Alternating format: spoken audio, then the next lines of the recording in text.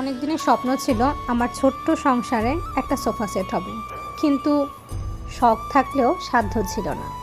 আসসালামু আলাইকুম সবাইকে, চলে এলাম অনেক দিন পর বলতে লং ভিডিও নিয়ে অনেক দিন পর। তো শুক্রবার সকালবেলায় হাজব্যান্ড বলতেছে যে চলো উত্তরা যাই। আমি বললাম কেন? বলে কালকে তুমি একটা পোস্ট করেছিলে। সত্যি আমি বৃহস্পতিবার রাতে একটা পোস্ট করেছিলাম অনেকগুলো সোফা, মানে ড্রয়িং রুমের ছবি দিয়ে, যে মাই ড্রিম। তো শখের পুরুষই যদি শখ পূরণ না করে কে করবে বলেন? অনেকদিন ধরে ইচ্ছা ছিল যে একটা সোফা কিনবো, আর সে এত তাড়াতাড়ি পূরণ করে দিবে ভাবতে পারিনি। তো একদমই সকালবেলা রেডি হয়ে চলে আসলাম এই যে আমার বেবিটাকে নিয়ে। তো গাজীপুর থেকে উত্তরা আসার একটাই কারণ উত্তরা খালপাড়ে অনেকগুলো ফার্নিচারের দোকান আছে, বেস্ট কিছু কালেকশন আছে। আর যেহেতু অনেক দোকান আছে তাই দামাদামি করারও অনেক সুযোগ আছে। তো দেখা যাক কেমন ফার্নিচার আছে সেখানে। এই তো চলে আসলাম আমরা ফার্নিচারের দোকানের সামনে। এখানে হিউজ পরিমাণ ফার্নিচার আছে, আপনি ইচ্ছে মতো দোকান ঘুরে কিনতে পারবেন।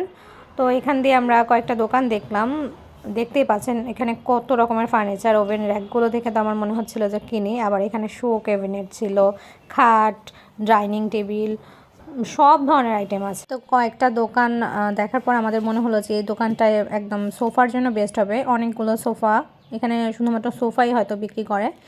তো আমরা দোকানটা ঘুরে ঘুরে একটু দেখছিলাম। এটা কিন্তু অনলাইনে খুব চলছে, আবার এটাও ভালো লাগতেছিল। মানে অনেকগুলো যখন দেখি না আমরা পাজলড হয়ে যাই যে কোনটা নিব, কোনটা ভালো হবে। যেহেতু আমরা 2+1 সিটের সোফা নিব, তার জন্য ওগুলোই চুজ করতেছিলাম। আমার হাজব্যান্ড বলতেছিলেন তুমি সিদ্ধান্ত নাও কোনটা নিবা। তো আমি একদম পুরো দোকানটাই ঘুরতে চাইছিলাম, যে পুরোটা ঘুরে তারপর দেখি, যেহেতু এখানে শুধু সোফার কালেকশনই। তো একদম শুরু থেকে শেষ পর্যন্ত প্রত্যেকটা সোফায় ভালোভাবে দেখতেছিলাম। শুধুমাত্র মানে উপরে চাকচিক্য দেখলে হবে না, সোফা কেনার সময় অবশ্যই খেয়াল রাখতে হবে যে তার ফোমটা কেমন হবে, কাঠ ভালো হবে কিনা, কত বছরের গ্যারান্টি দিবে। তো সব কিছু বিবেচনা করে আমরা 3-4টা সোফা চুজ করলাম। এরপর দেখা যাক, এখন আমার হাজব্যান্ড দামাদামি করছে ওই দিকে। আমি তারপরও এগুলো একটু দেখলাম, এল সিস্টেম নিব না, তারপরে ভালো লাগতেছিল এগুলো একটু ভিডিও করে নিয়েছি। তো সোফার সাথে তো টি টেবিলও লাগবে, সেগুলোও দেখতেছিলাম যে কোন টি টেবিলটা নেওয়া যায়। এগুলো বললো যে সেগুন কাঠের। তো সামনে আরও কিছু টি টেবিল ছিল, সেগুলোর মধ্যে চুজ করতেছিলাম। আমার এইটা ভালো লেগেছিল। আমরা যে সোফাটা নেব আমরা কিন্তু সোফা চুজ করে ফেলেছি কোনটা। তো এই যে এগুলোর মধ্যে একটা। তো আমার হাজব্যান্ড বসে আছে, দামাদামি করাও শেষ। তো এখন আমরা পিক আপ রেডি করতেছিলাম, যেহেতু গাজীপুর নিয়ে যাওয়া হবে উত্তরা থেকে, সেটারই দামাদামি করা হচ্ছিল। তো এই তো সোফার পেমেন্টও করা শেষ, আমার মেয়ের হাতে দিয়ে দিলাম। ও তো মানে বেশ খুশি এটা পেয়ে।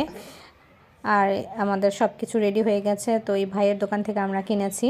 তো আমার মনে হলো কয়েকটা দোকান ঘুরে যে ওনার দোকানের আইটেমগুলোও বেস্ট এবং দামটাও ভালো।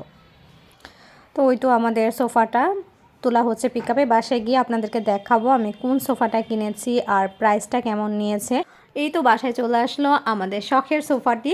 তো সোফাটি কেমন হয়েছে অবশ্যই জানাবেন। এইটা আমাদের চুজ করার অনেকগুলো কারণ আছে, কারণ প্রথমে যে একটা সাদার মধ্যে কাঠের ছিল হাতলটা, ওটা আমার ভালো লেগেছিল। কিন্তু কাঠের জিনিসে কি আবার বার্নিশ করার একটা ঝামেলা আছে। আবার ওটার মধ্যে কুশন নেয়, কুশন আলাদাভাবে কিনতে হবে।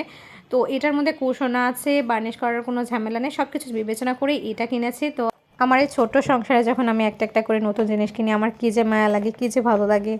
আসলে প্রথম থেকে যদি সব কিছু পেয়ে যেতাম এতটা মায়া লাগতো না। যখন এখন নিজে সংসারটা গোছাচ্ছি, সংসারটার প্রতি দিন দিন মায়া বেড়েই চলেছে।